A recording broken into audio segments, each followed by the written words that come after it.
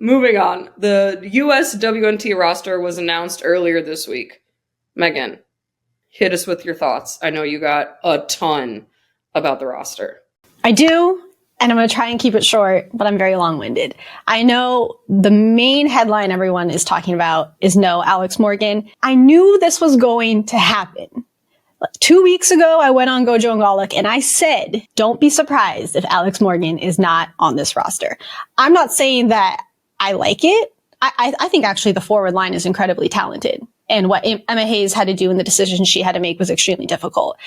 I'm not surprised, mainly because there is so much young talent that we have to nurture and give minutes and give these big stages to. And yes, it is definitely a miss not having a leader like Alex Morgan. At the same time, I haven't had much time to get into the analysis and the Twitter discourse about it. But I think it's also remiss to say that there isn't veteran leadership because Emily Sonnet's on the team. Alyssa Nair is on the team. You have World Cup. You have Olympic medalists on the team. You also have Crystal Dunn, who may not have played in as many Olympics, but still is a leader in her own right. So I know that that's going to come as a big shock to a lot of people, but I had a feeling this was going to happen. And also, you're going to need to edit this out. Let's go. Trinity Rodman, Jaden Shaw, Sophia Smith getting their first Olympic call-ups. Thrilled for them. Thrilled for this forward line.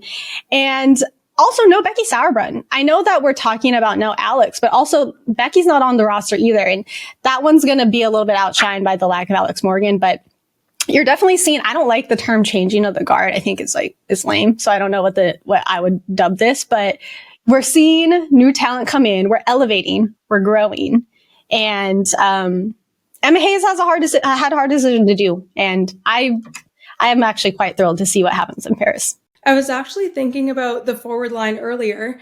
And with Crystal Dunn moving up to forward, you also have Lynn Williams as an alternate. Mm-hmm. So even if Lynn were to come in, there's no room for Alex there, or it would be hard to kind of sub her in. So at first I think it was a shock to everyone, but the more I think through it, the more I'm kind of seeing what's up.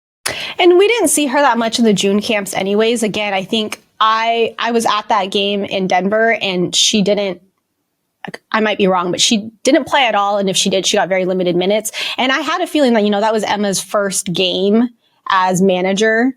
And I knew, I was like, she's experimenting with the young talent. And that's when I was like, there's probably going to be a world where Alex isn't in Paris. But for the rest of the team, is there anyone that you feel got snubbed or somebody that should be replaced? Not necessarily. I think what I was saying before the show is everyone was so excited to get a new manager in post Tokyo 2020, post Women's World Cup, and we got one. And we got a very good one. And I am fully trusting the process.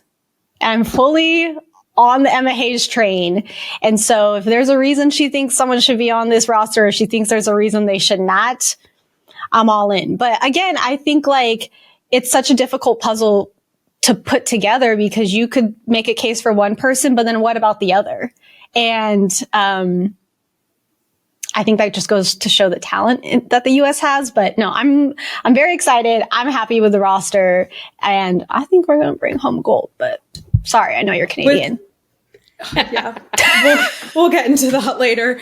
But with all the young players on the team, do you think this is what's needed to bring the U.S. back to domination form? I do. I think at some point the veterans that we've seen and have grown to love over the last 10 plus years, at some point we're going to have to retire and move on from the game. No one really likes change, but at some point it was going to come. And I think now more than ever, but there are so many names that people are going to fall in love with.